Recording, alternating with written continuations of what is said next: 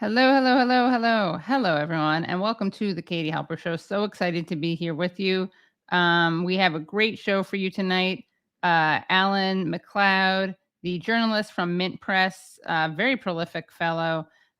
He is a senior staff writer and podcast producer for Mint Press News. He's written 2 books about the media. One is called Bad News from Venezuela, 20 years of fake news and misreporting. And the other one is called Propaganda in the Information Age, Still Manufacturing Consent, end quote.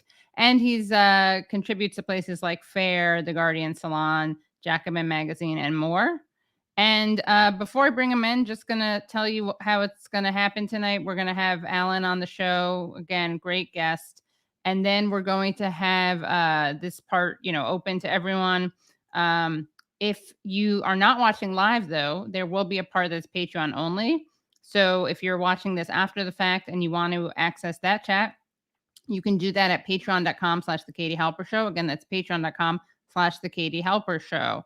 Of course, would love for you guys to all become Patreon supporters. Also subscribe. Oh, and huge news. We hit over 60,000 subscribers. This is a major moment, historic moment. Sorry, I don't have any sound effects, but I want to thank everyone for subscribing. Also, want to thank people for joining. You can become YouTube members, and that gives you access to little cute badges and emojis, including Bodhi emojis. That's a little dog. And make sure you like the stream. Just do that right now. Just do it. It's a very easy thing to do. Just hit the like. Just hit the like. So I'm gonna bring in our first. Only 60K should be 600K. Well, that's in your hands, fam. So please subscribe and tell your friends. And friends don't let friends not subscribe to the Katie Halper Show. So I'm going to bring in our guest. Very excited. Oh, and other thing is I'm going to be at Call-In right after the show. So right after the show at Call-In. And the link to that is in the description. Yeah, I have my correct mic on. Brad, I can raise the volume or I can do automatically adjust mic volume. Let me know which one you want me to do. Everyone say hi to Brad, Tyler. Everyone thank Phantom Esfanto for doing live clips during the show. So let's see, 1 second. Oh, okay. He was just checking. Brad wanted to be thorough. We checked before the show, but you got to be thorough. All right.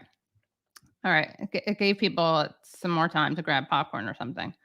Okay, so I'm bringing in Alan MacLeod. Oh, and yes, happy birthday to Aaron Mate. Happy birthday, Aaron Mate. Okay. Let's bring in Alan. Hello, Alan. How are you? What's going on, Katie? Nice to be with you. You too. Thank you so much for joining us from across the pond, from Scotland. Does that count as across the pond? Yeah, sure. England usually is across the pond, but you guys are there too. Yeah, we're just above them. It's the same Atlantic. It's a pretty long way. Right, across the pond and above the Brits, the English. So thank you for. You must be a bit of a night owl. Yeah, I think so. I'm not one to get up pretty early. Yeah, Me that's neither. for sure. Yeah, so that's when you do your scouring of the internets, which you really seem to do. Your pieces are always extremely informative and chock full of research and information. And we'll get to some of your kind of epic Twitter threads, but it does seem like you must be checking the internet at all hours of the night. Yeah, I do see a lot of stuff. If you just pretty much, if you go to like the pages of the Washington Post or the Wall Street Journal, you'll always see something absolutely ridiculous there that you can mock. So yeah, I'm not terminally online like a lot of people, but yeah, I do spend a fair amount of time on there. Yeah, but it's substantive. You're doing media criticism. Yeah, exactly. That's what I did for my PhD, and then somehow I was able to finagle that into a career. That outside of academia, you mean? Yeah, that's right. And what was your department or discipline? Well, officially it was sociology. So I'm trained in social sciences and in particular in journalism studies and media studies. And I actually, as one of the books you were talking about, is I basically updated Herman and Chomsky's propaganda model for the internet age. Nice. Awesome. Have they read it? Oh, well, okay. Herman, obviously not so much because he died, and but has Chomsky? That Yeah, you me know and of? Noam did a chapter together actually in that, Oh, so that was great. good. Yeah. Awesome. Well, I have to get that book. Aren't you glad I didn't pretend that I had read it and obviously revealed that I hadn't by asking you if Chomsky had read it? Yeah. Nobody reads Uh, books anymore. no, but I do want to get it, so I will order them. Thank you to Geberch for your super chat. And yes, Alan, you are Scottish, right? I just want to make sure that someone's asking in the chat. That is indeed correct. Okay, cool. So you have a great piece. It's called "It's Different, They're White. Media Ignore Conflicts Around the World to Focus on Ukraine." A Mint Press news analysis found that in a single week, Fox News, the New York Times, the Washington Post, CNN, and MSNBC ran almost 1,300 separate stories on the Ukraine invasion, 2 stories on the Syria attack, 1 on Somalia, and none at all on the Saudi-led war on Yemen. So can you tell us what made you write this piece in the first place and how you conducted the analysis? Sure. Well, we're living in a very dangerous time right now. There's a lot of nation-on-nation wars going on. In fact, right now, we can even say there's at least 4 going on. We could even broaden that to 5. What I did was I looked at 4 of the most prominent ones, which is the Russian invasion of Ukraine, the Saudi attack on Yemen. The US has also re-begun its bombing strikes on Somalia as well. And there was also the fact that Israel has begun shelling Damascus in Syria again, as well as another few towns as well. So there's a lot of violence going on right now. But I did notice that media were overwhelmingly focusing on one particular act of violence, which was the Russian invasion of Ukraine. It's one of the bigger ones. You could argue perhaps the Saudi attack on Yemen has actually killed more people in the last couple of weeks and also perhaps was bigger. But yeah, it's certainly the Russian invasion of Ukraine should be in the news. But I wasn't ready for the sort of incredible contrast in the coverage between the different events. What I found was there was 1,298 separate articles in MSNBC, Fox News, CNN, the New York Times, and the Washington Post about the Russian invasion of Ukraine. There were only 2 about the Israeli attack on Syria. There was only 1 about the US strike on Somalia, and there was none at all about this increasing Saudi war on Yemen. Now, obviously, I'm not saying that Ukraine shouldn't be in the news. It absolutely should be. It's one of the biggest stories going. But the fact that that has dominated the coverage and the other 3 have gotten virtually none by comparison. In fact, there's 400 times the coverage of Ukraine as there is of Yemen, Somalia, and Syria combined. That really tells us something about what's going on in the media. Because, of course, with the Ukraine problem, the Ukraine war, the Russians are the bad guys, and the victims in this situation is the Ukrainian people and the Ukrainian government, who are pretty much more or less a NATO ally, an ally of the EU, an ally of the US. Whereas the other 3, it's actually either the United States itself doing it, or it's very close allies in Saudi Arabia and Israel. And so that really dictates why these conflicts are really getting no coverage whatsoever. It's because it's actually the US doing it, and the victims in those cases are all groups that the US considers either terrorists or hostile enemy agents. And so there's very little, we're not getting invited to bring in hundreds of thousands of Yemeni refugees. We're not hearing denunciations of Israel's attacks on Syria, but we are hearing about how terrible the Russians are and how we need to open our homes to Ukraine. And that's very much what the media are trying to do. Turning on and off the outrage meter is a very important way in which elites manufacture consent for US foreign policy. And I think this is a great example of this. And here's what it looks like. So what your results look like, your analysis. Here you can see this graph, what it looks like in terms of so here's Russia on Ukraine, that coverage. Then we have Saudi on Yemen, then US on Somalia, then Israel and Syria. That's what it looks like. And then when you just do it by the number of stories, combining the Washington Post, MSNBC, CNN, and Fox, and the New York Times. Here's what it looks like. So this is it by publication or outlet or source, and this is it just in one thing. Yeah, there's essentially no difference between any of the outlets. This is a bipartisan consensus that we're going to cover Russia's attacks because they're the bad guys and we can make them seem even more evil. Whereas our allies, we don't really want to bring attention to what they're doing. And we certainly don't want to bring a sort of public outrage over the fact that the US has started bombing Somalia again. And I think that's really the key here, is that if the media covered the war in Yemen or the attacks on Syria in the same way as they cover the Russian invasion of Ukraine, these conflicts would be over tomorrow, because the US public and the US government especially could end these with a phone call to those countries. They would just say, we're removing our support, and that would just end tomorrow. But unfortunately, with the Russian invasion of Ukraine, we don't have that sort of power. Right. So you actually say at the very end of your piece, you say, one second, everyone.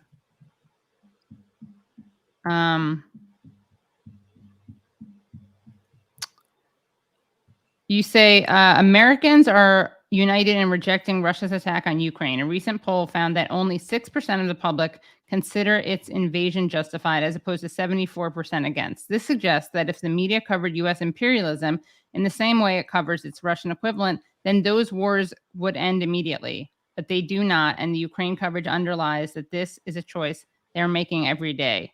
So, I mean, a lot of people will say, why, given what Russia's doing, why do you want to emphasize other conflicts? But to me, this kind of answers that question. Because it is, yeah. Well, what I'm certainly not saying is that we shouldn't be covering Ukraine. It's one of the big stories. This definitely deserves all sorts of attention and condemnation.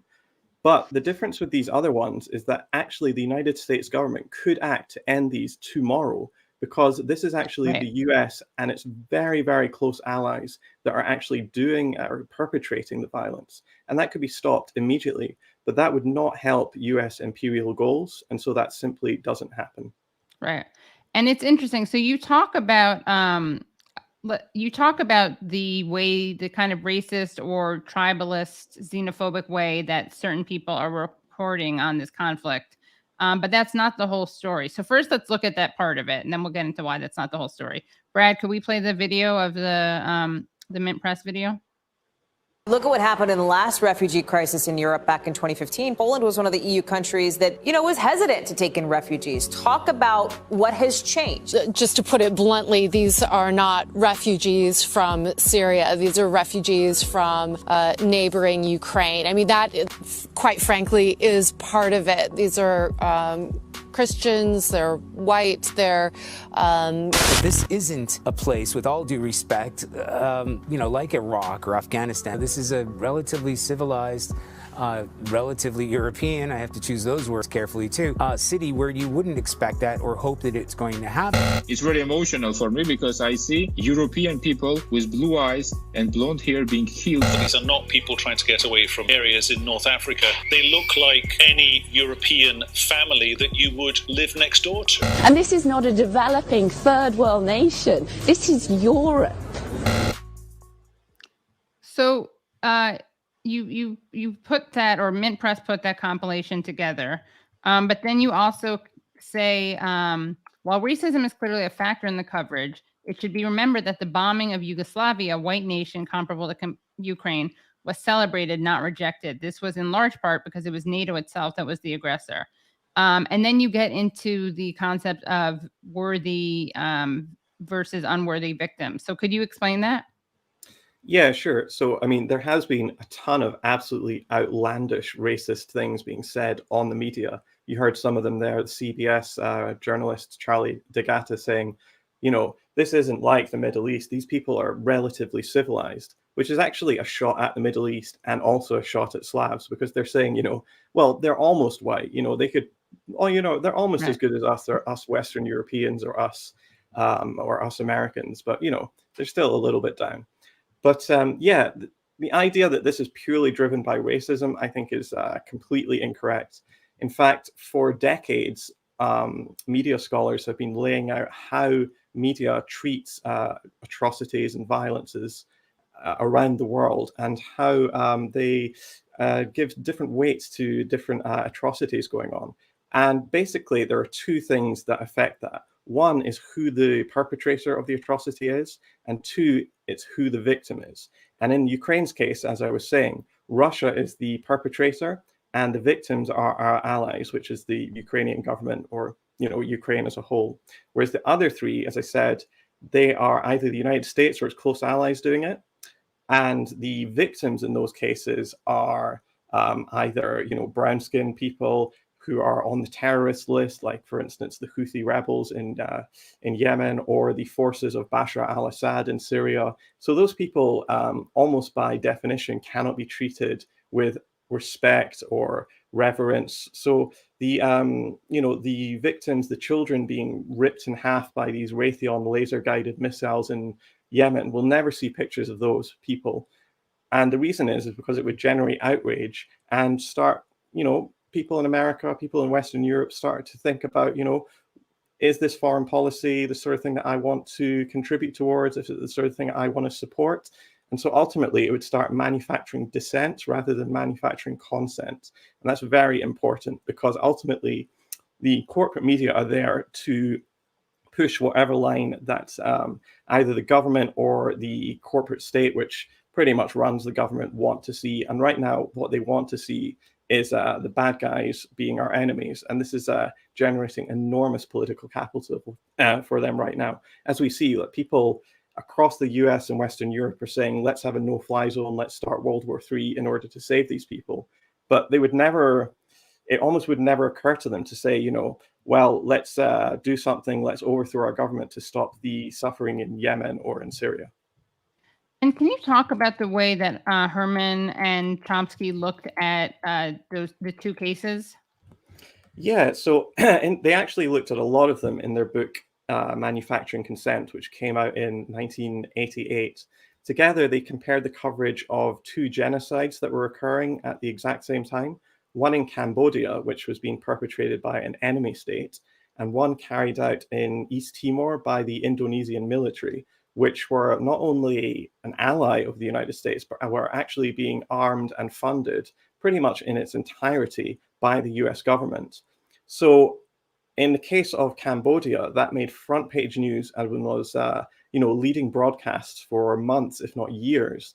Whereas with the one in East Timor, which killed 250,000 people, it's believed, the coverage of that, when the violence got to its zenith, actually dropped to absolutely zero in the US press, as Herman and Chomsky found out when they actually went back and started looking through the news databases. So the idea that one death is equivalent wherever it is in the world is actually not the case. Media basically decide what sort of atrocities to put in front of our faces for very political reasons. Yeah. You also, I'm trying to figure out where to go, because you have so many, you're such a prolific writer and tweeter, but maybe we can go to something that you tweeted about, let's see, this weekend. Let me just get this ready.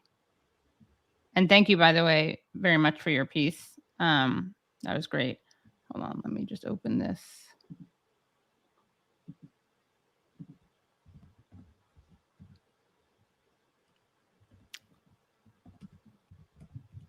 One second. I see, again, I said you were prolific. It's a problem. Alan MacLeod is prolific, #, and it's a problem. That's my think piece.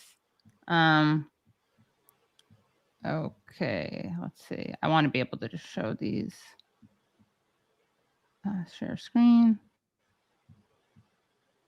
Okay, so here's something that you tweeted out. You said, I did not have senior statesmen trying to rehabilitate Hitler on my 2022 bingo card. And we'll get to what you're referring to in 1 second. And you also quote, imagine being a former elected German politician. Saying this, you quote Pavel Mayer, who, so here's the thing, guys. Here's the thing. Putin, he's just like Hitler. That's one of the ideas that's being floated right now. So you quote Pavel Mayer, Hitler did not use his office to extract bribes and get into bed with organized crime. So we could say that in the terms of civic values, Hitler was even a more decent person than Putin, as crazy as it sounds. Yeah, that's the biggest thing. That's like the top of the moral. If we're prioritizing, we're doing a spectrum of morality, definitely all the way on the right side of the worst, most evil thing you can do. Right ahead of genocide is extracting bribes. Like there's right before, right after, I guess. Sorry, I didn't set this up well. You got the genocide, the attempted elimination of many peoples, the murder of 9 million people total through a mechanized, industrialized process. And then right after that, though, coming in at number one is accepting bribes. So that's what Pavel Mayer is saying. And then you also quote, this was great. I hope people saw this. This was a great moment. So we got one difference. This was tweeted out by the Maddow blog, as in Rachel Maddow's show. Her staff runs a blog called Maddow blog. And they're quoting Michael McFaul, who is a former ambassador and to Russia, and also is a current Stanford professor. And they summarize his point. One difference between Putin and Hitler is that Hitler didn't kill ethnic Germans, German-speaking people. Putin slaughters the very people he says he has come to liberate, which is an interesting take. And then you have Anders Aslund, who says, really? I compare Putin with Hitler all the time. I think that Putin went all Hitler on February 24th, 2022. Hitler had more arguments for his attack on Poland, September 1, 1939, than Putin. German minority in Poland and the Danzig corridor, more historical German lands. Hitler recognized Poland but called for concessions. Putin absurdly claims that Ukraine is not a state. Hitler had left the League of Nations. Putin violates every international law there is. Hitler did not use chemical weapons. Putin is preparing to do so. He didn't use chemical weapons. Is this guy a Holocaust denier? Who is this person? Anders Aslund. Well, he's a pretty senior diplomatic guy. He's considered one of the big brains of NATO. He used to be pretty high up in the Atlantic Council, which is pretty much NATO's brain trust, which comes up with all the policies of that. I think he's from Finland, if I'm not mistaken. He might be from Sweden. Don't quote me on that. But yeah, he's been like the senior statesman, considered this, radically important thinker, a guy who really understands Russia. There's a lot of skeletons in his past, though. He was, I believe he was in the 1990s, actually one of the people who was, if we want to talk about corruption, he was actually advising a lot of these oligarchs, which ripped apart the Soviet Union and basically sold it off to all their friends, creating all these billionaires in the first place. So Aslund should really know what he's talking about. And of course, the comparisons with Hitler are kind of ridiculous. Unfortunately, we're only told about a few years in history, so this is like the only thing we remember. But even in World War II, quite apart from the Holocaust, which was perpetrated, people, using chemical weapons against civilian populations, Aslund seems not to know that actually the German army did use chemical weapons, and they used them against Ukrainians in Ukraine during World War II. Check out the siege of Sebastopol, for instance, as an example of when the Wehrmacht did actually use chemical weapons against the Red Army, as I said, in Ukraine, which was probably made up of mostly Ukrainian units in that location as well. Yeah, and Michael McFaul kind of apologized, but did one of those non-apologies, kind of doubled down. And the Maddow blog said something like, they posted it without attributing it to him. They deleted it, but it's still worth watching the video of what he said. Brad, can we play Ambassador McFaul? And I want to just say one other thing. I was just on Ukrainian television just 30 minutes ago.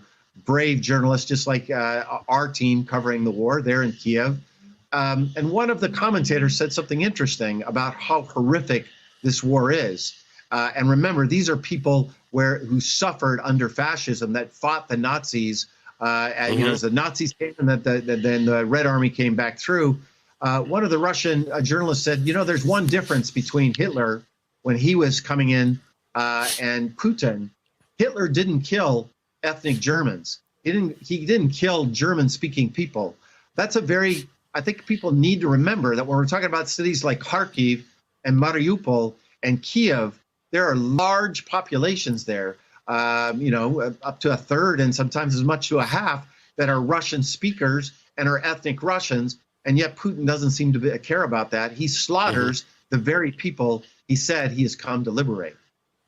So here you have a Stanford professor, former ambassador, regular NBC commentator, teaching the world that no Jews, communists, people with disabilities, LGBTQ people were actually German speaking, which I did not realize until I saw that great clip on MSNBC. I mean, I don't know do they have some kind of like Trump derangement syndrome, but like Putin derangement syndrome that gets in the way of their cognitive abilities? Yeah, listen, they definitely do have that at NBC, especially at Rachel Maddow and especially with Michael McFaul. One of the good things about listening to McFaul, though, is that unlike most diplomats, he often says the quiet part loud. Right. In fact, he says it pretty much every week. Yeah. He spends it looks like he spends most of his life on Twitter arguing with people who've got like names like Meme Boy 69 and they've got like 25 followers. And he gets into these ridiculous things all the time, puts his foot in it. And, as you said, he just kind of shows either his complete ignorance or his low-key Holocaust denial. And that's what I said in my tweet. I just cannot believe that in 2022, we're actually literally trying to rehabilitate Nazis and Hitler especially. It is extraordinary what's going to happen here. Yeah. And so why do you think this is happening? Well, first of all, we have to look at Putin as being like the number one bad guy in the world right now. So the rage against him is just unequivocal. McFaul has, had Putin derangement syndrome for a very, very long time. But secondly, I mean, as much as I sympathize with the Ukrainian people who are fleeing en masse or are suffering, with this bombardment that's going on or fighting between two different forces, we have to be honest and say that there are a large, large contingent of Ukraine, especially in the police and the military, who are out and out fascists. And so rehabilitating these fascists is actually kind of important because they're going to make up the backbone of the sort of army which NATO are now thinking about using to bleed Russia dry over the next few years, because it does seem like that is their ultimate goal. They don't want this war to end very quickly with a just peace for everyone. They seem to want to flood the country with weapons, and probably the only people who are going to be willing to fight this protracted battle are going to be people with extreme ideologies such as Nazism. And, just one other example, for 2 years running, Ukraine and the United States have been the only countries to vote against a UN resolution condemning Nazism and neo-Nazism. And in their statement saying why they did this, the US said that this bill was Russian misinformation. Of course it was. Right. And in fact, something else that you found and got into the Twitter discourse and media analysis discourse is this other clip. Brad, can you put up the clip of the PBS clip with the mayor of Konotop? Fear that they'll come back and either occupy or try and destroy the city. Yes, of course we are concerned, and this concern is not groundless. There's a big unit near our town, and using the weapons they have, they could destroy our town. But we are not afraid. We are ready to fight till the end, we'll listen till to the what victorious end, to defeat these Russian cockroaches. Okay, never a good thing to refer to people as cockroaches. It has a kind of genocidal ring to it, flair to it. Now tell us about. Well, let's keep watching cockroaches. The clip. After the Russians left, he rallied his troops, civilians, ready to resist. All of our cities are like this. All of our Ukraine is like this. We have weapons in our hands, we have armed up, and we are ready to kill, occupy. Okay, Well, it's excellent. And thanks to the United States of America for supporting Ukraine with weapons. My weapon is American, and I think the occupiers will be pleased that we're killing them with American weapons. Okay, so here, by the way, you notice he has a blurred out background, right? And then you noted this, Alan. I'm trying to get to the part where there's my a weapon glitch. is American, and I think the So we can see who occupiers this will be person pleased is. that we're killing them with But American. it's been confirmed. Can you tell people who this is in the background? There you There go. it is. You just saw it there. That's Stefan Bandera, who is being rehabilitated as this father of Ukraine. But he was a leader in the Ukrainian nationalist forces, which perpetrated the Holocaust against Ukrainians, against Slavs, against Jews, against Gypsies during World War II. So this is the person that they're really looking to in the past to become their sort of mythical leader. And that is, to say the least, highly problematic, quite frankly. Yes. And, Semenikin himself is kind of an infamous guy. Until last week, if you typed his name into Google, the first thing that would come up was a Jerusalem Post article talking about how local Jews are cowering in terror and leaving Konotop because the population had elected this neo-Nazi mayor, Konotop, Semenikin, who has reportedly actually been involved in pogroms against Gypsies. So this guy is not some sort of nice guy who PBS should be giving a platform to, and certainly not presenting him as some sort of liberatory hero who the United States and every free-thinking, freedom-loving person should be getting behind. Right. It's really disturbing. So there are two levels. One is like, and I don't know, honestly, if these people are so dumb that they don't know who Bandera is. I mean, as we know, we covered this on Useful Idiots. Of course, Richard Engel did a segment where we see the Azov Battalion insignia. So it's unclear whether these people know that or they just don't care. Whether they don't know, the significance of these symbols or these people in the case of Stefan Bandera. But also this guy, as you said, so that Jerusalem Post article is no longer up. Is that what you're saying? No, it is still up. It's just that he's been in the news of late, and that's been bumped down to like number 8 or 9 in the search. Right. Yeah. Right. Yeah. He has said some. Apparently, he drives around. I'm reading at AmericanFaith.com, and apparently he drives around in a car bearing the number 14/88, a numerological reference to the phrases "We must secure the existence of our people and a future for white children." That's the 14-word phrase. And then 88 refers to Heil Hitler because it's the 8th letter of the alphabet, H. He replaced the picture of President Petro Poroshenko in his office with a portrait of Ukrainian national leader and Nazi collaborator Stefan Bandera, and refused to fly the city's official flag at the opening meeting of the city council because he objected to the Star of David emblazoned on it. The flag also features a Muslim crescent and cross. I mean, it is insane to me that that there was no pushback, no even attempt to ask cover, this guy's behavior. But yeah. Yeah, my sense is that when you were just talking earlier about are they stupid or are they actually clever, my sense is that there is no way people could miss this if they're got even half an eye open. I think this is a very deliberate attempt to try and whitewash neo-Nazis and that they genuinely don't care.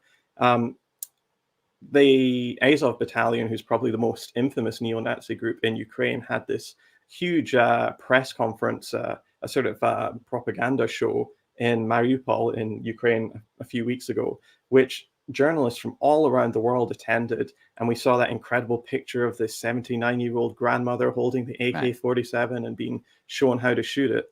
But you just cannot help but notice those clearly Nazi symbols on everybody's armbands. There's no way anybody could miss this. And frankly, if you did 10 seconds of Googling about who these groups are, until a few months ago, even corporate media themselves were putting out articles about how dangerous and how worrying this trend is. But suddenly they've apparently all forgotten this. I simply cannot believe that's the case, especially when you look at, for instance, in the British media, we have 8 national newspapers, and 6 of them had on their front pages pictures from that, Azov Battalion, publicity stunt. So I just don't understand how that can work if it's not coordinated, if people are not deliberately whitewashing this very unseemly past. Right. Before we move on, because I want to ask you about 2 articles you wrote. One is about Sacha Baron Cohen and one is about Bill Gates. But before we move on to those, I wanted to focus a little bit on what is happening in Yemen. You obviously covered this in your piece, but in Yemen, Syria, and wait, what was it? Yemen, Syria, and Somalia. Could you talk about that? Just about Yemen or the other 2 as well? All 3. Yeah, so the United States, let's start with Somalia. The United States had been bombing that country on and off for a very long time. I found out that the military, on the day of the Russian invasion, decided to launch an airstrike against a group that they called terrorists. Who knows if that's true or not, but it was quite near the capital, Mogadishu. So they've restarted this bombing campaign, which had been dormant for about 9 or 10 months. And that got, I believe, only 1 article across the corporate media, despite the fact that the military actually put out a press release about it. So presumably that went to every single outlet that I studied, that went straight into their inboxes and nobody decided to pick it up. I mean, Israel on Syria, that's been going on for many years. In fact, since 1967, in fact, Israel has occupied parts of Syria. I'm talking about the Golan Heights. The United States also occupies Syria, most of the northeastern region. And that's really been a sort of low-level conflict for many years, which has been simmering really since the start of the Syrian civil war 10 years ago. In terms of Ukraine, though, that is the bloodiest conflict in the world right now. The United Nations continues to call it the world's worst humanitarian crisis. They estimated that Ukraine by the end or Yemen? Yemen. Freudian slip. You just said Ukraine. Oh, did I say Ukraine? Yeah. So sorry. Yeah, in Yemen, the United Nations calls it the world's worst humanitarian crisis, where they estimated that by the end of 2021, nearly 300,000 people have already died, and more than 20 million need urgent humanitarian care. Most of the country doesn't have drinkable water. Most of the country is extremely food insecure. I think the majority of babies in that country are now underweight or permanently stunted. The Saudi-led coalition has There's unprecedented cholera rates also. Yeah, it's absolutely incredible what's going on. And part of that cholera thing is that the Saudis have been intentionally targeting water plants and sewage facilities and also medical centers. And they've been doing that at a rate of 1 airstrike every 10 years since the conflict began. The reason that they can get away with this is that they are armed, trained, funded, and defended by the US government. I did a study about this quite recently and found that since the Yemen campaign started, the US has green-lighted and shipped at very least $28 billion worth of weapons to Saudi Arabia. And the US is involved not only in just selling them the weapons, they also train Saudi pilots in how to use their planes. They refuel them while in the air and also on the ground, and they even help with target acquisition as well. So the US government really does absolutely everything in this conflict except pull the trigger itself. And I know that people like Bernie Sanders and Ro Khanna and some people on the progressive left have really tried to push Biden and even before that, even Trump into accepting measures that would mean that the US couldn't sell to Saudi Arabia. But even under Biden, that continues to this day. The administration has recently, for instance, signed off on cruise missile deals, on deals for Apache and Black Hawk helicopters. These things are not being used defensively, as Biden claims. So this campaign is going to go on and on and on. And unfortunately, in January 2022, so 2 months ago, that was officially the worst and bloodiest month of the conflict since it began. To me, what's so important about this is it's not obviously like, oh, don't care about Ukrainians, care about other victims. It's two things. One is we do need to care about all victims, even when they're not politically convenient. But it also reveals that, and I find this helpful when I'm talking to people, which is like almost the entire world who just thinks that the answer to what's happening in Ukraine is to arm Ukrainians. Like they really think that that's how you're going to save Ukrainians. And once you point out that obviously the US government is not motivated by humanitarian concerns, or else we wouldn't be arming and supporting what Saudi Arabia is doing in Yemen, then it forces you to look at, well, what really is behind this? And I think that kind of breaks the narrative. If you can get to people, that can help break the kind of groupthink around it. I think much of the problem is that simply people don't know what's going on in Yemen. In fact, I found doing that study, I found that MSNBC had covered Russia and Ukraine more in a week than they had Yemen in its entirety for 8 years of the war. So 1 week's coverage of Ukraine was more than 8 years worth of coverage of Yemen. In fact, MSNBC went an entire year without even mentioning it on their network. So I don't think we can really be surprised when we see polls that show that, for instance, more than half of all British people don't even know there's a war in Yemen, because, how are they going to know unless they're, really plugged into the alternative media scene? They're just not. Right. And some people in the comments have said, and people in the past have said this, they say, what's the evidence that the Nazis, they said, are the backbone, or the neo-Nazis, or the Azov battalion is the backbone of the army? And also people point out that Zelensky himself is Jewish. So how do you respond to those questions, comments? Yeah, I'm certainly not saying Zelensky is a Nazi himself. Right. In fact, I believe his parents were survivors of World War II and the Holocaust.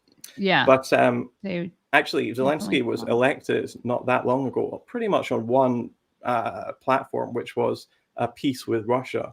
And he tried to implement this, but he does need support from the far right. And they told him in no uncertain terms to, completely squash that.